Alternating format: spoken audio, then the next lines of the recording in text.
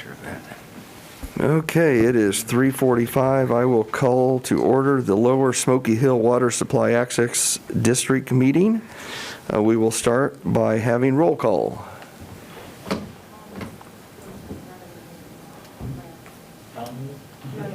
Oh, Tom's chair?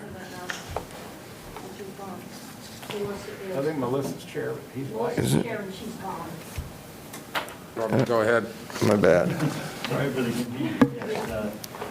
I'll call the meeting of the Lower Smoky Hill Water Supply Access District in session. First thing we'll do is roll call. Tom Toll, Here. Trent Davis, Here. Rod Franz, Here. Melissa Hodges, Carl Ryan, Here. Carl Esping, Here. Mike Hoppick. Here. Okay, I'll entertain a motion to approve the minutes from the August 24th, 2020 minutes. Move to approve. Second. Been moved and seconded that we approve the minutes. All in favor, say aye. Aye. All opposed? Motion carried. I don't believe I see any particular new business. We're here to set the date for the next district meeting. Martha gave me the first option is January 11th of 2021. Anybody that has any feelings? Is that the same date? Well, it would be prior to the city commission meeting, but it'll be a very short meeting as far as we know. The January meeting? Yeah. That's the new officers, installation of the new. Yeah, we generally keep that pretty short, so, but this would start before that meeting, and then we would be mindful of keeping the city commission agenda short. Works for me. You want a motion to? I would love a motion. A motion that we set the next meeting for the board for January 11th. Second. And moved and seconded that the next meeting will be January 11th of 2021. All in favor, say aye. Aye. Opposed? Okay, that will be the next meeting. Any other business to come before the group? Okay. Well, then I would entertain a motion for adjournment. So moved. Second. And moved and seconded, we adjourn. All in favor, say aye. Aye. And approved. See you on January 11th. Thank you. You were in quite a meeting. I tell you. That's the way to have them. I don't give you a chance to talk.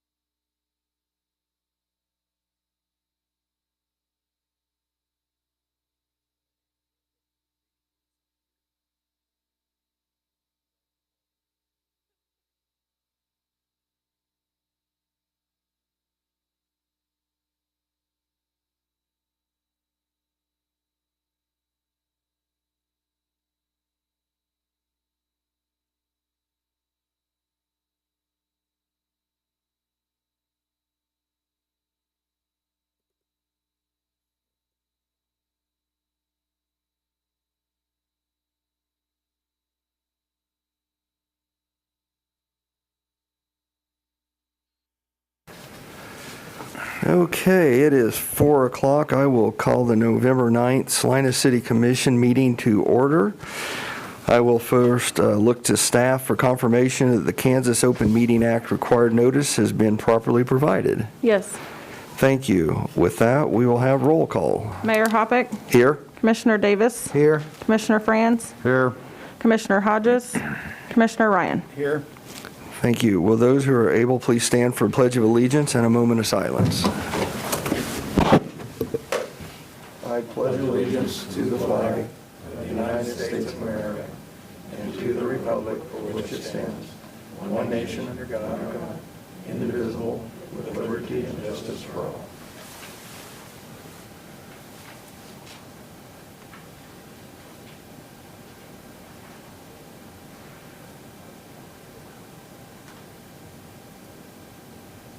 Thank you. Okay, we have no awards or proclamations, so we will have the Citizens Forum. This is an opportunity for individuals to come up and talk about something that is not on the agenda. Please give your name and where you live and limit your comments to 5 minutes.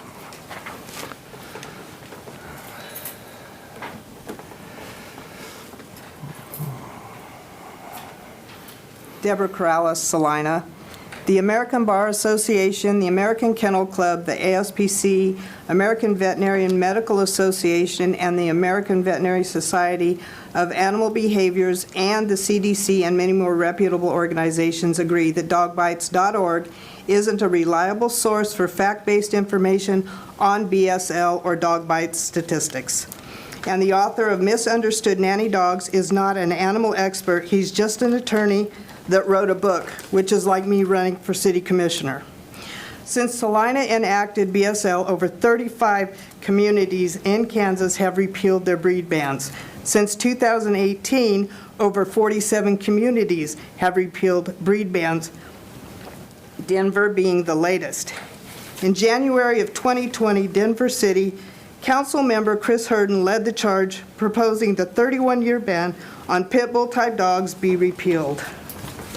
On February 10th, 2020, history was made by a vote of 7-4. Denver's ban had fallen. Then on February 14th, the mayor took it upon himself to veto the council's decision. Fast forward to November 3rd, 2020. The voters of Denver showed the mayor by an overwhelming majority of 65.4% that his veto was now vetoed by them. In the summer of 2015, I did what I call an informal petition, and one person, 16 weekends, got over 1,500 signatures, most of them being registered voters that wanted the repeal. I think it's time that we let the voters of Salina decide what's best for our community. Thank you. Thank you.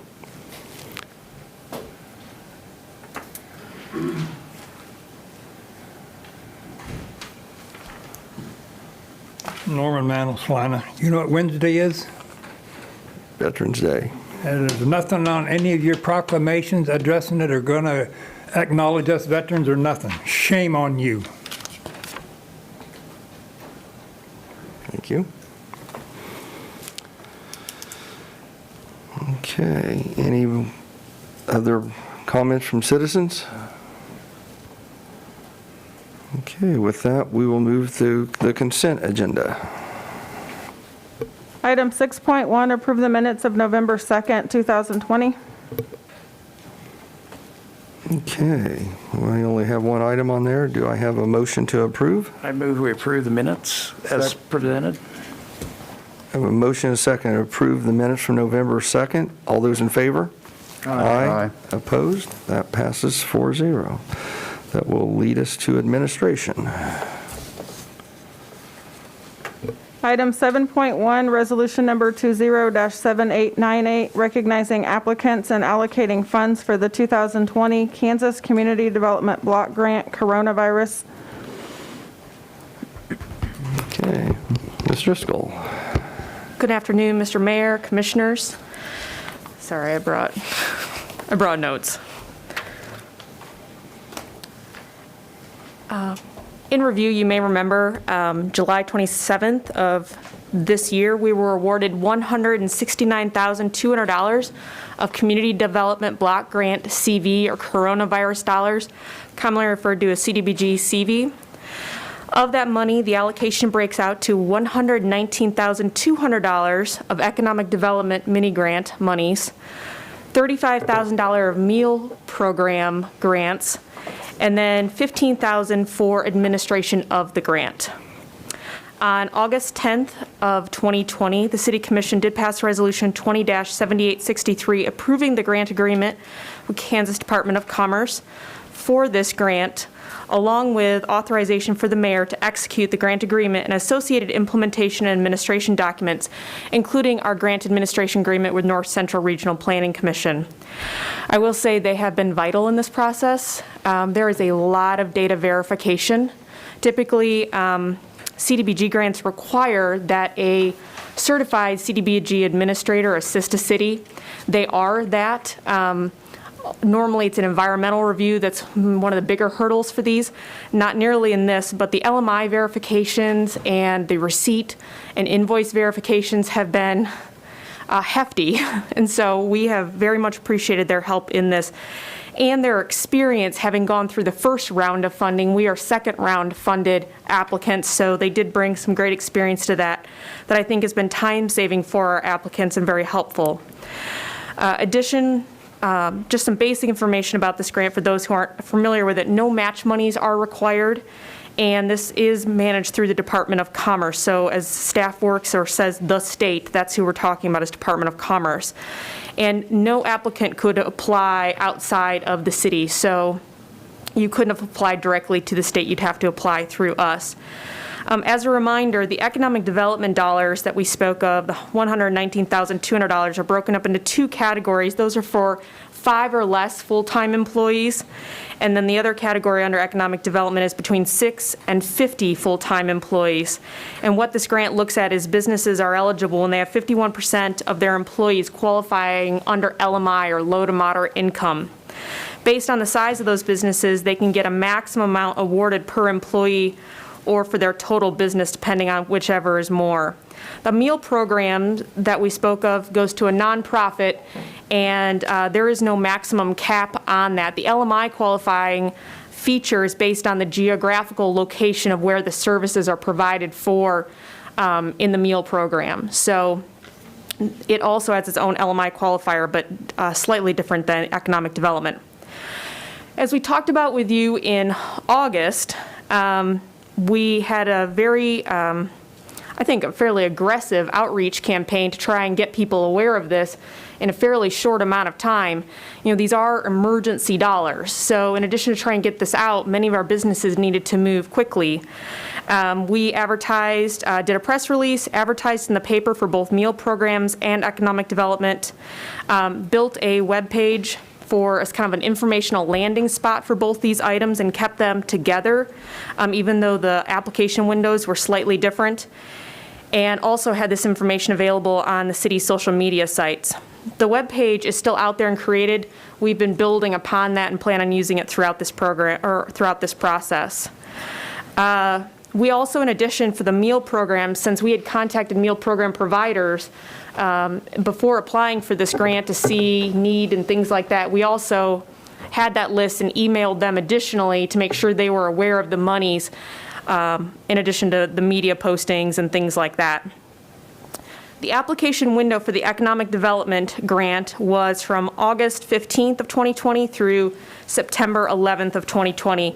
The meal program window was from September 9th, 2020 to October 9th, 2020. The state had recommended us using a 3 to 4 week window depending on availability of staff and things like that.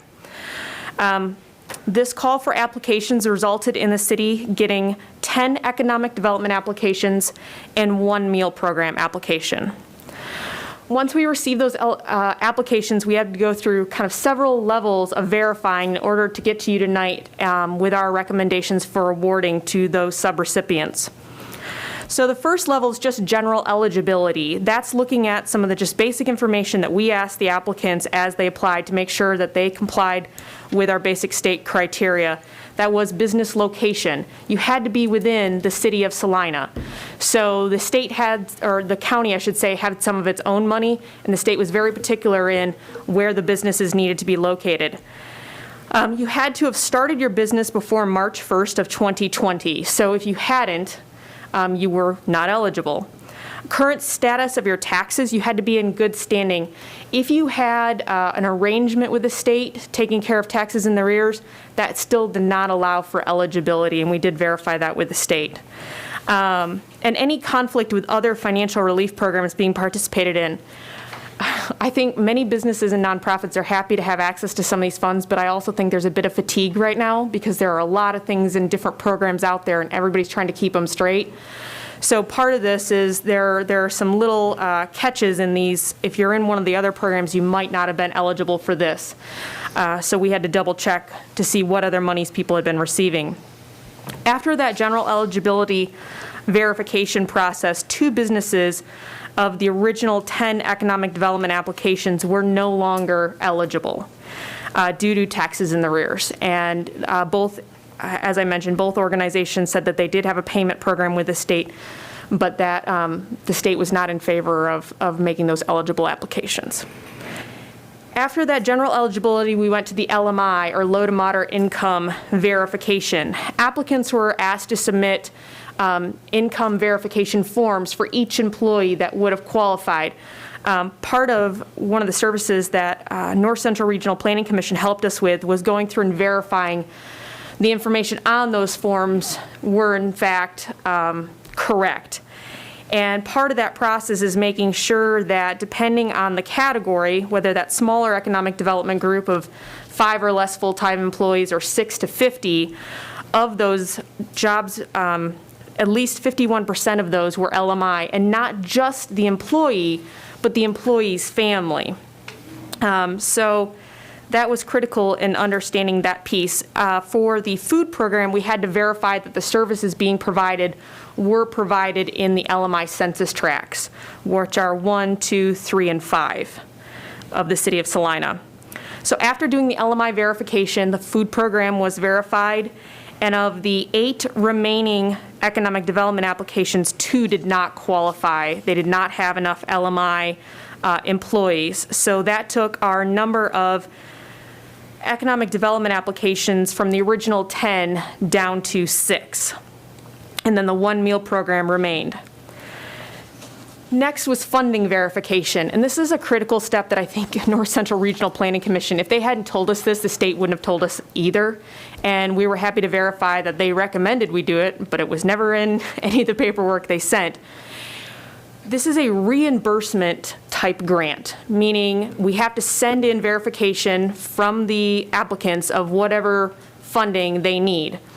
But the eligibility requirements are fairly strict, and what's even more strict is typically that's an invoice or proof of payment, but it also needs to show that that payment was made. So for instance, if you bought a new piece of equipment or new inventory on a credit card, you also had to show payment of the credit card. So for some reimbursement pieces, this is like 3 or 4 pieces of documentation deep. So there was a lot of verifying, but what North Central Regional Planning Commission shared with us when they went through first round of funding is, just like we're doing here tonight, many municipalities went through general eligibility and LMI verification, made their award recommendations on what the businesses said they needed and what they qualified for, but then they started taking receipts and doing this submittal to the state, and many of their expenses weren't eligible. And so they had then go back to the elected body and say, sorry, this person said they needed this much, but they're actually only eligible for this much. Where this becomes a problem is that's money on the table that could have been reallocated to other recipients.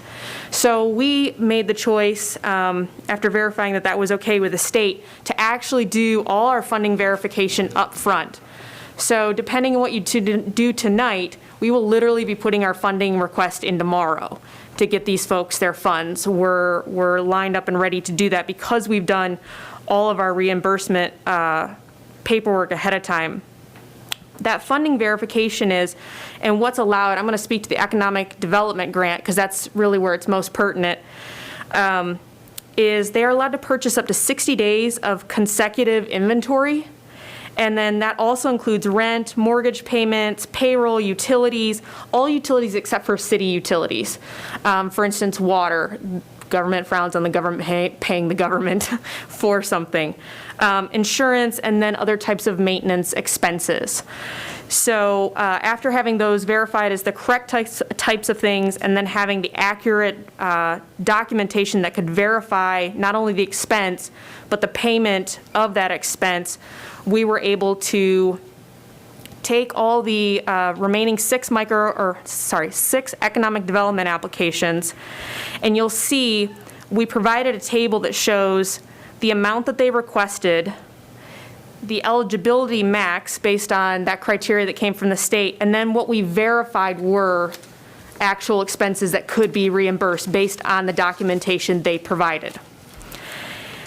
And so you'll see significant differences in verified eligible amounts, what they had the paperwork for, what they were eligible for, and the amount requested. What we found is, and I think it's a good thing, is of those economic development applications, 4 of the 6 were eligible for, they couldn't reach their maximum amount, but many could get at least their requested amount, if not a little bit more. We had 2 entities, and I'm going to name them specifically. I mean, it's all on the blue sheet, but it's easier to identify them that way without naming everybody each time. But for 2 entities, the Market Shop LLC and Artistic Nails and Spa, their amount requested, and then what they were actually eligible for expense-wise and what the grant allowed them to pursue, they had more expenses than what they had originally requested, and they were eligible for more money. They were the 2 that were eligible for more, had the documentation for more, and after we were able to, when making recommendation, if we took the 4 that had verified eligible expenses and actually fully award each of their eligible expenses, they had all the paperwork in place, yes, we could cover all of that.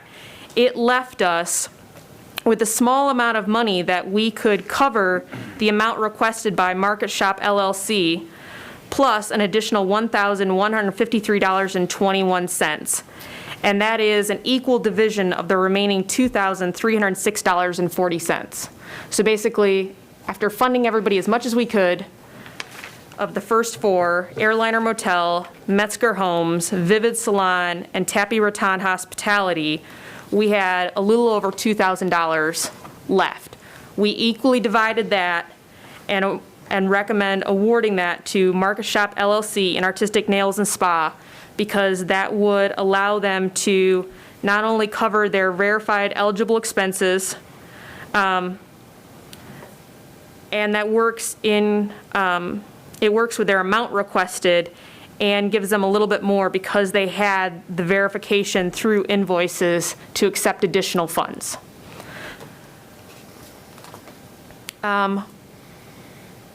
Ending with the meals program and recommended award, Meals on Wheels was able to provide more than enough documentation, but at least $35,000 of documentation showing that they could handle those eligible expenses within the LMI qualified census tracts that were necessary, and we recommend awarding them the full $35,000, as there were no other applicants in the meal program, and there is no limit on the amount of funding given to any one applicant in the meal program, different to the different than the requirements under economic development.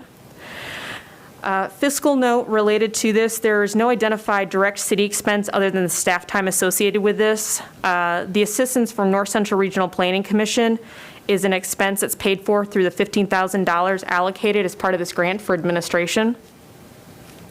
With that, staff has identified the following options for the City Commission's consideration. Approve Resolution 20-7898, authorizing applicants and allocating funding for the 2020 Kansas Community Development Block Grant Coronavirus. Approve Resolution 20-7898 with amendments the City Commission deems appropriate, or postpone consideration of Resolution 20-7898 to the specified date and time, and provide city staff direction regarding additional information or amendments to the city commission would like to see, and request for further consideration. Or 4, decline and approve Resolution 20-7898, resulting in the city of Salina not administering the grant in a timely manner for its intended purposes.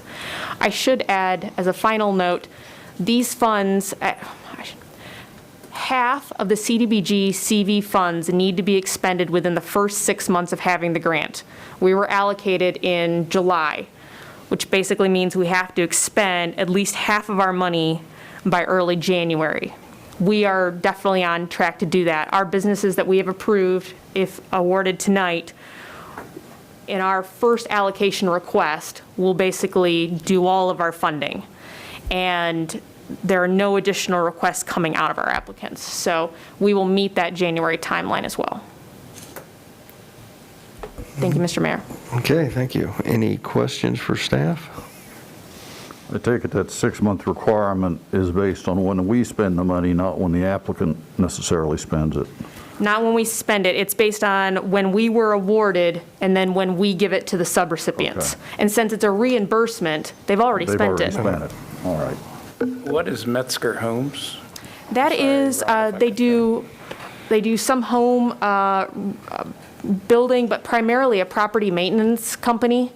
They help to manage properties. They were actually my landlord when I first moved here, so that's how I'm familiar with them. But they have employees, they do home repair and manage rental properties. And where did the food bank fall in this? Is that providing meals or? The food bank does provide meals. They did not apply for the grant. We did notify them. They were part of the original group of meal program providers that we knew just from, there's only so many of those entities in the community. We're actually one of the few communities that applied for the meal program dollars. Salina County did not, and many of the other communities North Central Regional Planning Commission are working with did not apply for it. It's kind of labor intensive to figure out the LMI part. And I think some of the initial information we got back from the food bank was they had the need, it was COVID related, but as somebody comes in the door and you're giving them food, knowing what census tract they came from is harder. We knew probably the most likely candidates were those that dropped off food because they know where the address is, they know it's in that census tract, and the verification the state was willing to accept was the easiest to verify. But we didn't want anyone to feel like they couldn't try, and they knew about it up front. So we just kept notifying through the whole process and let that decision be up to them. How about the ones that didn't prove up their expenses? Was there some give and take between us or North Central about, hey, you're short on these items. Do you have any more documentation or did we just go through their list and cross out the ones that didn't fit? Well, they had to have done some initial previewing of that. I mean, in the application, we say what are eligible expenses. And so they had to provide some level of documentation when they applied, just to make sure their numbers weren't so out there. And then once they got through those first 2 levels and we got to the funding verification stuff, that's when they handed us everything and you started looking through stuff going, okay, what you thought was qualifying documentation or what you thought was part of rent is really not part of that, or inventory or some of those things. And those things that got pulled out of that list, I mean, our staff, North Central Regional Planning Commission staff, verified that if there was anything of question, we asked the state to make sure how would they look at that documentation if they said that's not enough, and they couldn't provide alternate documentation as the applicant, then it had to come off the list.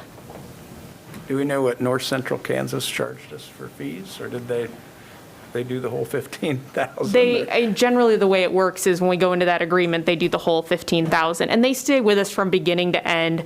So in addition to us checking documentation, they double check it, so it's nice to have 2 sets of eyes on that. They brought a lot of experience, I think, in this particular application. They had an economic development application already started. The state didn't even have one to give us, so you had to make up your own. They had one that was already started. That saved me a couple days worth of work. We created a food program one, had to get that verified by the state. So there was a lot of kind of as you go work, and they really helped with getting some of that started. They earned it. Yeah, so they are, the whole 15,000 is allocated, and that was in that original grant agreement. Thank you. I'm a little surprised there weren't more applicants, particularly the lodging sector, who we've heard has been challenged by this in particular. There's, I presume there's 2 lodging places on the list, just looking at the names. Airliner and Tapi Raton. Correct. But there's got to be more within our designated LMI tracks than just 2. Well, and you didn't have to be in an LMI track Okay. if you were hospitality. You just had to have more than 51% of your employees qualifying under that LMI, Okay. and you had to have the expenses that you wanted reimbursed to be qualifying expenses. And you couldn't have been reimbursed for them by somebody else. Correct. Okay. And it's, I can't say flat out, if you were in this program, no, because there's quite a layer of complications to all that. So, I mean, we had, I can tell you had a lot of phone calls prior to the final submittal date of just people verifying and asking questions and things like that. But the 10 applications we got are those who actually put something in writing, did the work up front to get the paperwork together. Okay, any other questions? Okay, any comments from the public? If not, I'll bring it back to commission for action. Mr. Mayor, I move we approve resolution number 207898, recognizing applicants and allocating funding for the 2020 Kansas Community Development Block Grant Coronavirus CBBG-CV. Second. Okay, we have a motion and a second to approve resolution number 20-7898. All those in favor? Aye. Opposed? That passes 4-0. Ms. Driscoll, thank you for your work on that. Thanks so much. Okay, that will bring us to 7.2. Item 7.2, Salina Fieldhouse Programming. Okay, Mr. Shealy?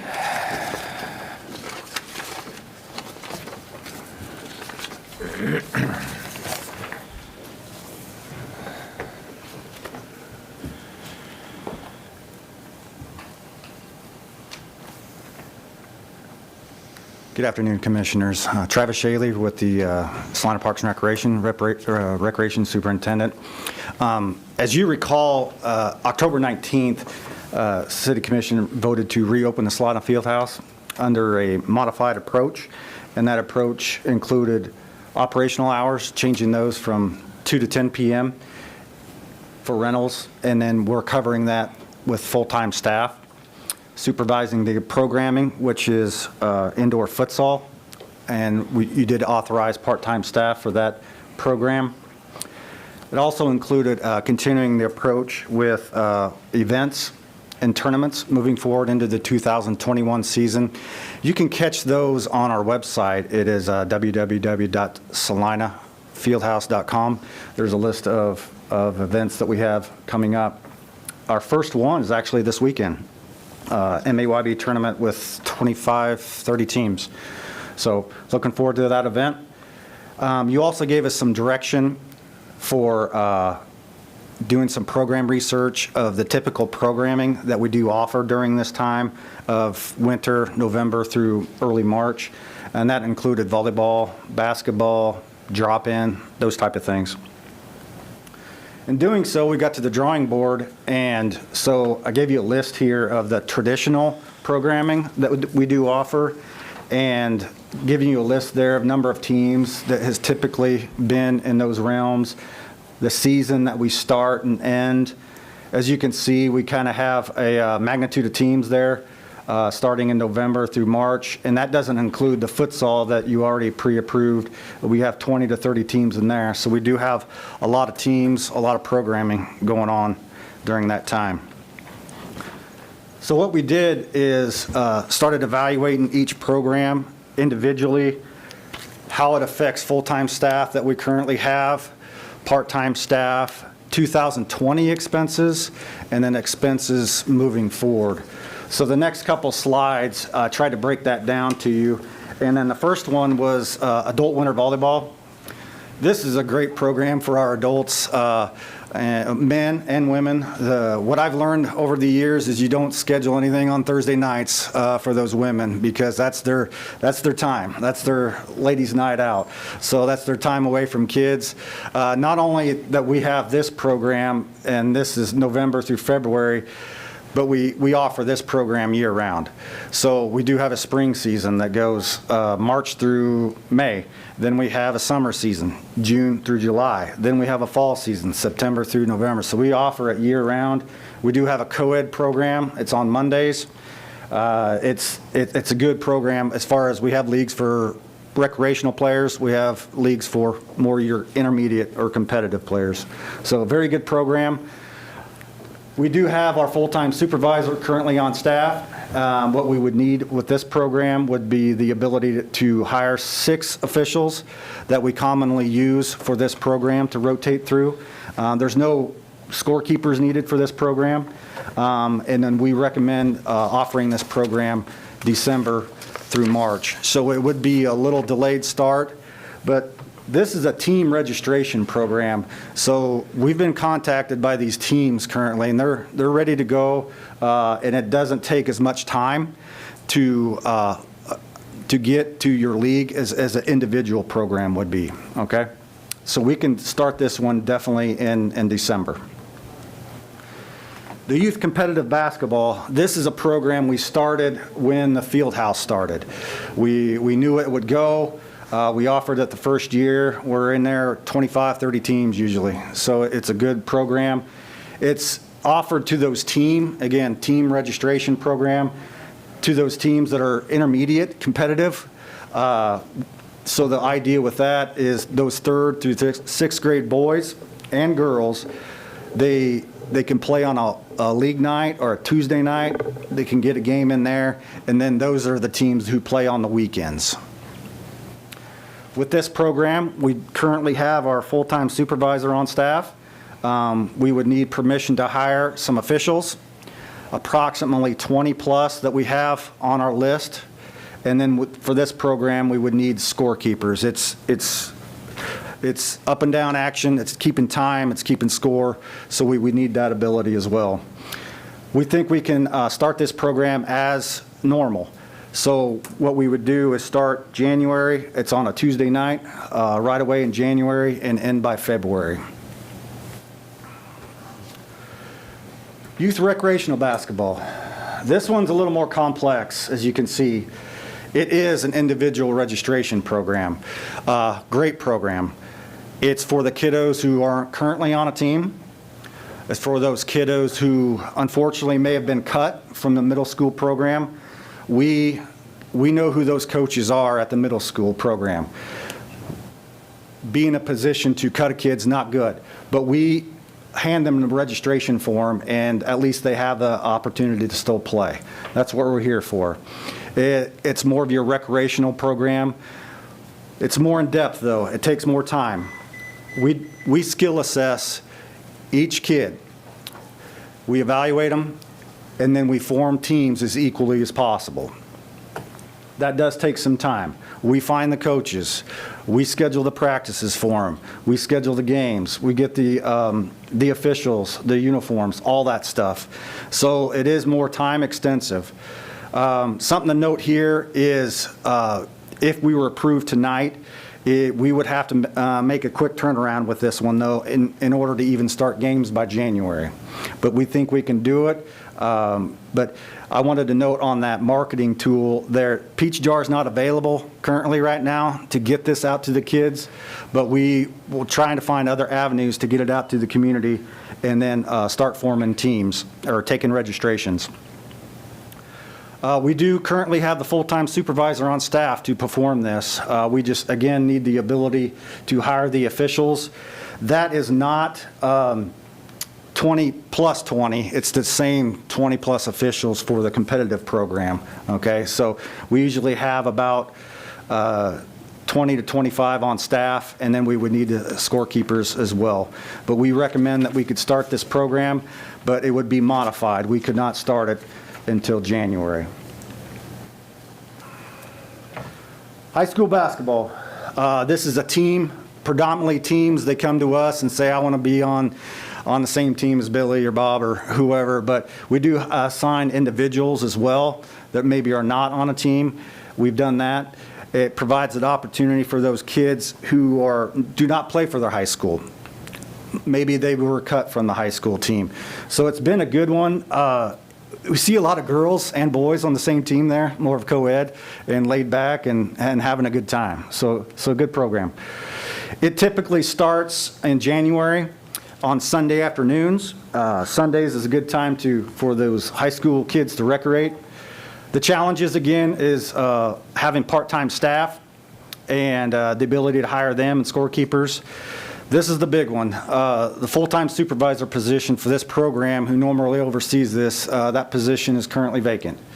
So for that reason, we're recommending to cancel this program for the season.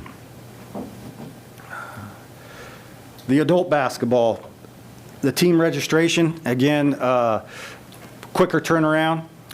It's offered for the men and women who still want to recreate. We do have some more of your recreational leagues for that, and then we do have kind of a competitive or championship league for that. We typically start in December, and it's played during the week, so 2 to 3 nights a week, and that runs through about early March. We could program starting in January, but again, the challenges of this is the ability to hire some part-time officials and scorekeepers. Same as high school, we currently do not have a full-time supervisor for this program. Which days of the week? Which days? I'm sorry. Mondays, Wednesdays, and Thursdays. Is this a second full-time person, or would the person you Same spoke one. of before be the same? Same one, supervised both programs. I want to mention that position is, we just got advertised last week. Are they people that have to really come up to speed, or is this something that, if you're a sports guy, you gotta have some can do the sports numbers knowledge. and the graphing, you can figure it out? Sports knowledge is great, and getting that position early to mid-December would be crucial, of getting aware of the program, handling the team's registration, all those type of administrative things before you start the game, scheduling, getting staff, part-time staff, all that stuff. What happened to that full-time staff person? That position, his last day was October 29th, and he gave us 2 weeks, and then the following week we had started advertising.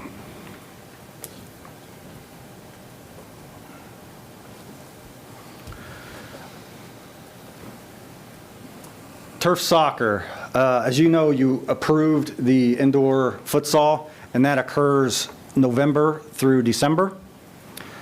And then it seems like the very next weekend we're playing on the turf, just to have a continuous soccer program. It is a team registration program. It's a good one. We do have youth, high school, and adult divisions. The youth play more of a 3v3 format, going short-sided. It's quick. It's a real quick, fast game.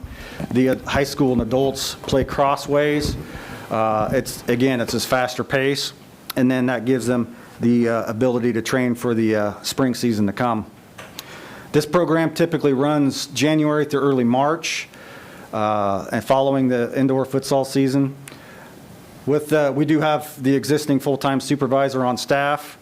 We have the officials in place for the futsal. We would need ability to hire more. You can never have enough officials. But with that, staff recommends that we program this league as normal. It would start in January, and it goes through about early, mid-March. The high school division, you do have to be done by the end of February, because those kiddos, they're trying out for spring sports very 1st of March. So that division, you have to be done. Same thing with the high school basketball. It has to be done at a certain time. And Commissioners, I'm sure you recall this, but I think for anyone listening at home, it bears clarifying that your ability to pre-approve the soccer program was as a result of reimbursement funding that the soccer club and the Parks Department was able to secure. So if we kind of work our way back through that timeline, we didn't bring on part-time staffing. Baseball enthusiasts stepped up and came up with funding and an approach where they could help us stand up baseball. Then soccer approached us and asked how come they couldn't come up with something similar. They were able to put a program together. So I know there's conversation in the community about pro soccer, pro baseball, but all of this has been in response to our budget challenges, the direction that you provided, and then the initiative that both the baseball and soccer enthusiasts were able to take and help us solve these problems. Drop-in. I know a couple of commissioners mentioned drop-in. In our drop-in program, typically we have some open dates and times for people to drop in. It consists a lot of kiddos, moms, dads coming in, shooting baskets, getting their sweat on, doing that. And then the non-work days for those guys, and then the non-school days for the high schoolers or the kids. We do set up those times. We try to do our homework on the front side and see what days they're not in session. So we offer that as well. And then pickleball. Pickleballs come on. We do offer that set dates and times for them. Those mainly consist of your retirees or just people who's picked up the game and like the game.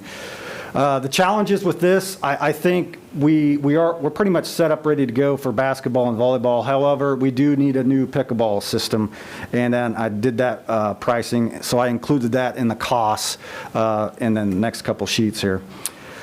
With the 2 p.m. to 10 p.m. modified hours, I did include the expenses to keep this from noon to 2 with part-time staff, and listed those there for November and December, and then again through January through March to keep there at that same time. Summary, we would need part-time staff to conduct these leagues. We just will. Estimated needs, again, I think 6 volleyball officials, the basketball officials, some scorekeepers, additional referees, if we can find them, beyond 8 that we have. And then January through March, again, we would need the ability to have some facility supervisors. We just would. If any further programming would take place in that November, December, remember, we're conducting all the coverage right now, November through December, with full-time staff.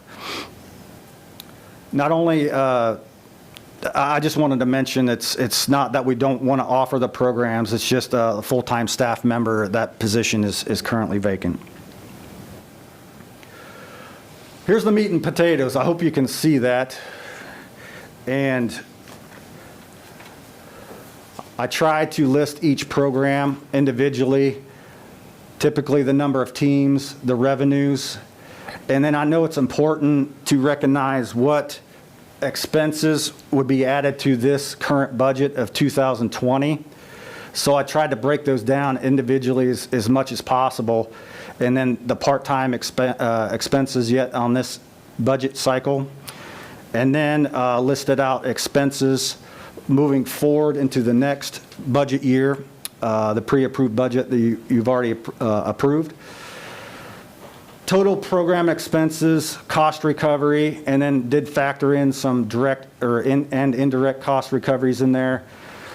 What season we typically run these programs, and then our recommendation. I know there's a lot going on in there, but I did the best I could to kind of put everything on one sheet. So these are leagues right here, and then we go down to the next of drop-in, because it's not a league, it's just a program that we offered. Tried to provide some data in the same columns there.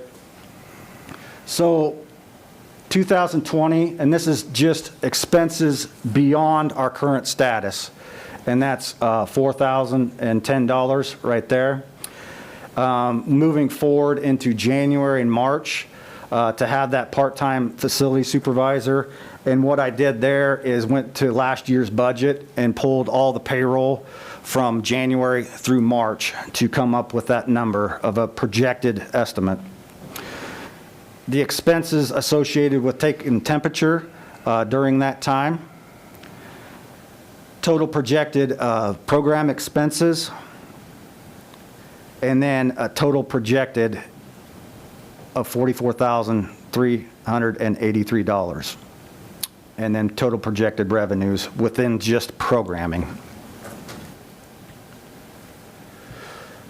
Coming to the last slide, a recommendation, and the option one is to vote and authorize the projected expenses of $44,383 for the Salina Fieldhouse modified programming approach, illustrated on that sheet I just showed you.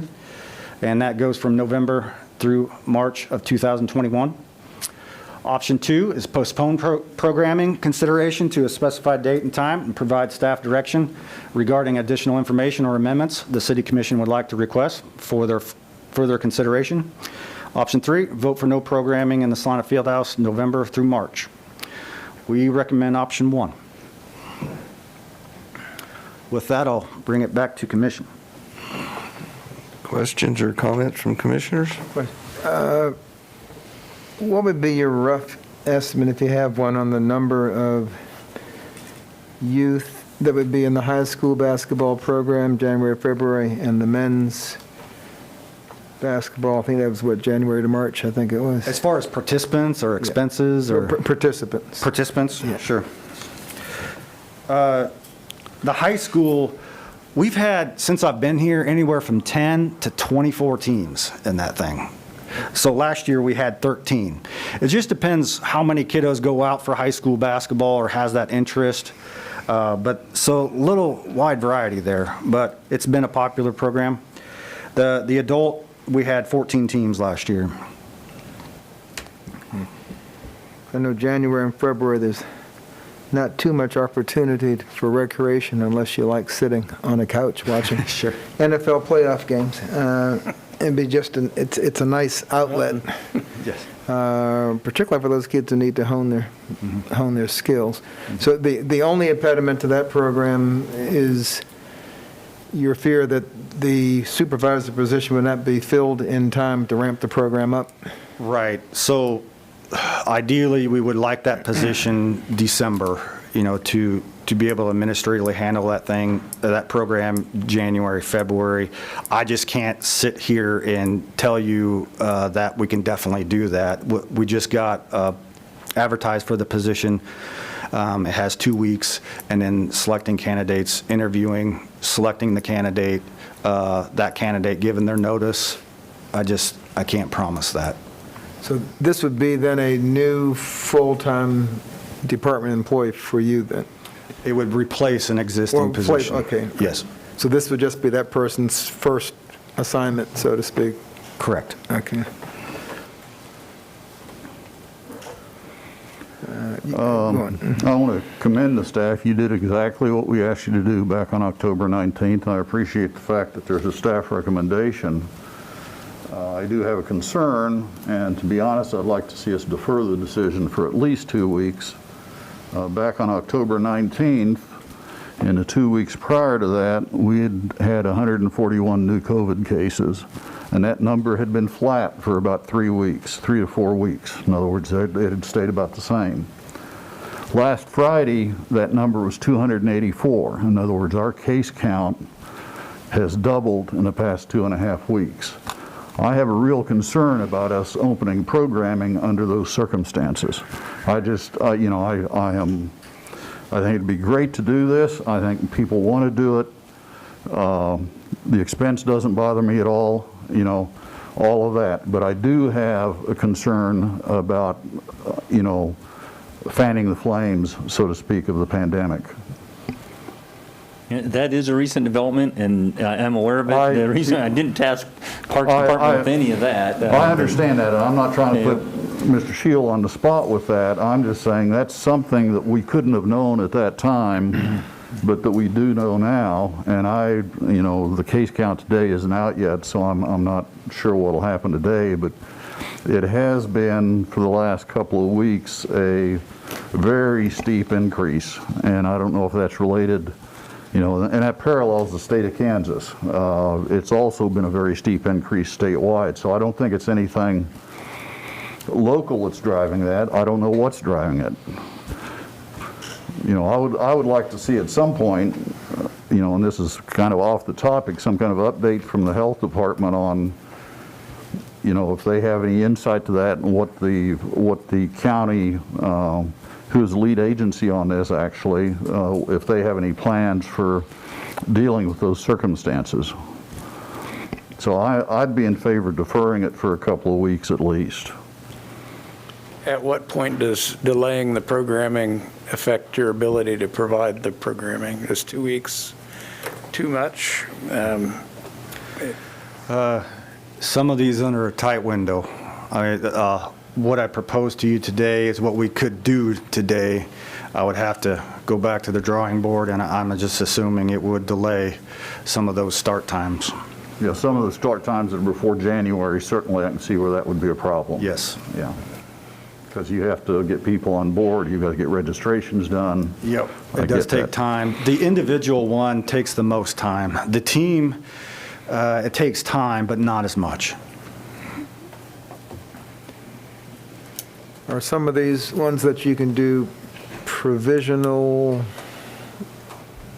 scheduling or signing teams up, or at least get coaches and managers to at least, you know, get some tentative rosters together? Because I mean, you know, if things go south in a hurry, I mean, the least of our concerns is going to be that the field house is shut down. I mean, you know, so, you know, if we don't get to that disaster state, and I agree with Commissioner Franz. In fact, I was going to put in a plug for 2 of the programs that might get canceled here, but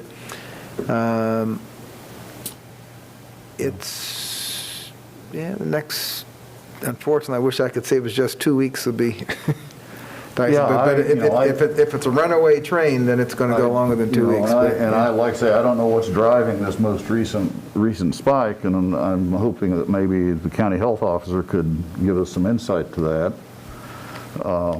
I hate to start this thing and then 2 weeks down the road or 3 weeks down the road, we say, wait a minute, we can't do any of this, and we've got people signing up for programs already, and, you know. Well, you know, if they sign, I mean, like I said, if things get shut down, it won't be just the recreation that gets shut down. You know, and That is and that part true. of my brain says, okay, well, start the planning. I mean, if it gets real bad, folks will be more worried about, do they have a job, rather than, you know, can they go play ball? And Commissioners, I honestly don't know how that might play out. One scenario is some type of policy decision that recommends, you know, additional measures that feel like a shutdown.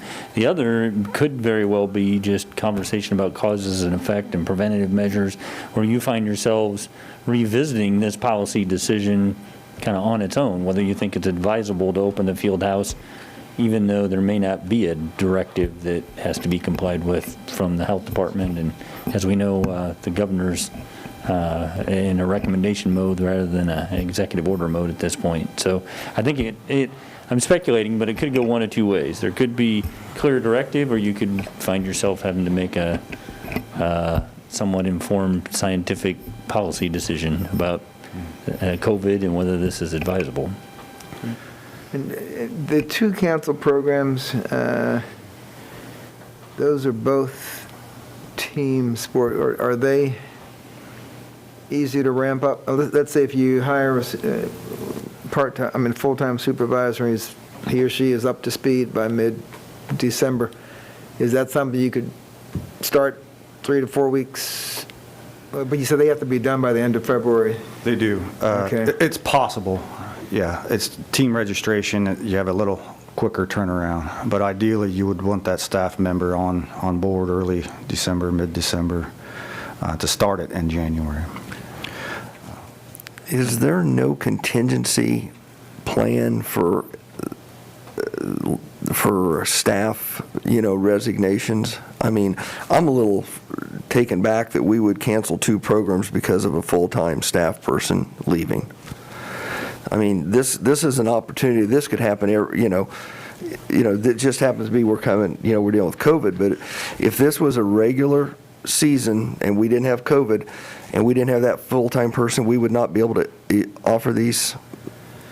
We got 2 other staff members that are programming, and one of them is youth basketball with that recreation program, and then the competitive basketball program, plus running volleyball with another staff member running all the soccer as well.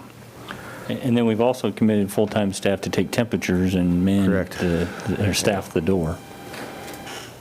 Something else to consider is we also have other vacancies from retirements in the recreation department that we haven't filled either. So it isn't that just as one person, we have several positions that are vacant right now due to retirement. Is that due to COVID, or is that just due to retirements? Well, they retired based on what was going on with the COVID events, but they retired.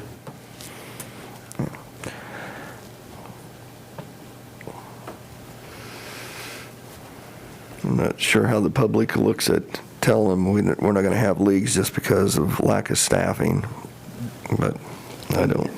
My feeling is we should fill that full-time position and move forward with the high school basketball and the adult rec, and be ready to take up the drop-ins. I think people are going to self-regulate themselves. Certainly if a member of a team gets COVID, they're going to all be quarantined and they just won't be playing that week. So for the next 2 weeks, that's my opinion. I would actually, Sherry, and again, assuming we can get people in, I should have asked this earlier. Are you placing a max limit on the number of heads that can be in the building at one time? Yes, we have 2 spectators per participant is within that COVID guidelines. But in belonging further that, is there just a maximum number of people who can be under the roof? We do have a maximum occupancy of the building. That's more fire related rather correct. than Yes, health department correct. suggested, okay. What's your guess of the number of folks who would typically come in for the drop-in between 12 and noon? 'Cause I could think of, folks who work evenings, for whom that's a great time to go, or folks who like to go during lunch hour. We've had anywhere from 30 to 40 to 4. It just depends on the day, maybe the weather. Again, those days the school was closed or not in session, we saw a good participation rate. On the pickleball, you had your ones who showed up every day, 8 to 10 of them, 12 of them, sometimes more. So it's just a wide variety. Okay. You have any gut feeling as to whether or not you're going to get a decent number of candidates to apply for these jobs? Just from past experience? I just can't give you a date, in front of you right now. There's some elements in place. If we interviewing to selecting that candidate, what conditions that candidate has of putting their 2 weeks in, I don't know that. So historically, have you hired from Salina, or most of your candidates come from outside the city? Both. And we put it out on KRPA, which is Kansas Recreation Parks Association. Before I came back over here, I had 3 responses from that website. So it's not only within City of Salina, but we've advertised within our state as well. Okay. I don't know if a compromise would be to move forward with what you have and revisit the council programs in 2 or 3 weeks. Well, I think that's our commitment to you, is if we were able to fill the position, we'll carry them forward. And of the 2 programs, the high school program is date sensitive, the other is not. So assuming we can fill the position, we can adjust the timing, hopefully of both of them, but at least of one. Are there any other avenues in town for those kids who don't make their high school teams, who would be in this? As far as other than drop-in, no, I'm not aware of any. That's why we've had a pretty popular program. Mm-hmm.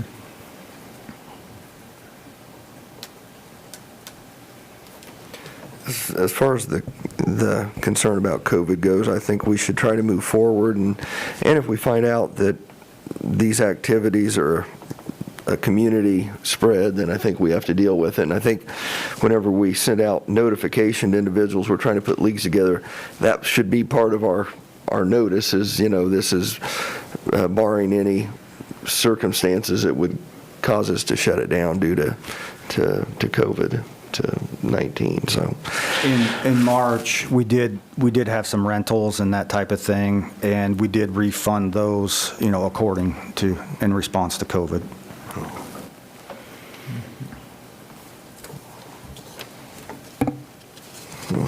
any other, I guess my only comment is I am disappointed that we have to, I can't force you to do high school rec basketball and adult rec basketball. It just seems like it's not very well thought out that we don't have staff to do that, because we're always going to be at the opportunity to have a staff member resign at some point, that there's not a contingency there. So I'm guessing that won't be met very favorably by the public. So Are there other departments who could lend an employee to do the temperatures? And, We're looking at you because you're the one umbrella person. I'm not going to say that there aren't additional staff somewhere. That's not part of this number, part of this expense. We're trying to kind of use park staff because they can manage that schedule. Wouldn't be a full-time responsibility of a staff person. We'd be bouncing them back and forth between responsibilities. But if I might, we do have a lot of shortages across the board in a lot of different positions, so I'm doubtful that we'd be able to find somebody and pull them. And I do want to just mention, we have been pretty intentional about the way we filled our positions. So we've had a couple of retirements. We didn't just fill those automatically. We've had a lot of talks about how we were going to transition, and we kind of used this COVID time frame to scale back and kind of look at, what can we do with those positions. So we're not hiring back everybody in the same way that we did before. The plan is to reduce one of those positions out, change it a little bit. So it's not that we just didn't hire somebody or the timing didn't work out. We've really been intentional about how do we reorganize as some of those positions went away. So it's not like we just didn't hire them and we didn't have a plan. We've really been intentional about how we looked at that. So it did happen, that we don't have the staff right now for that program, but certainly if we were able to get somebody, we would do everything we can to ramp those back up. And it's kind of been a progression of responding to COVID. As we didn't hire part-time staffing, we put on a hiring freeze, we tried to address budget, and then as we progressed back into this and made staffing commitments to take temperatures and staff the door differently so we could open the field house, that impacted staffing levels as well. Is there an auxiliary board for the field house? No, not really. The part-time referees and scorekeepers are a resource, but they just drop in as scheduled. They're not organizing it start to finish. But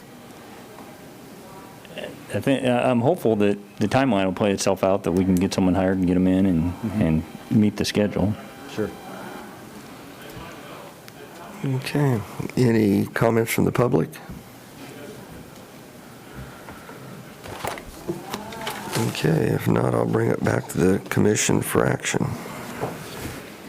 Well, again, I think we should move forward with trying to fill that full-time position and providing the rec and the high school basketball leagues. I would make the motion that we vote to authorize the projected expenses of $44,000 for the proposed Salina Fieldhouse modified programming approach for November 2020 to March 2021, and including high school recreational basketball, adult rec comp basketball, and drop-ins, assuming that we fill the full-time position. I'll second so we can get discussion.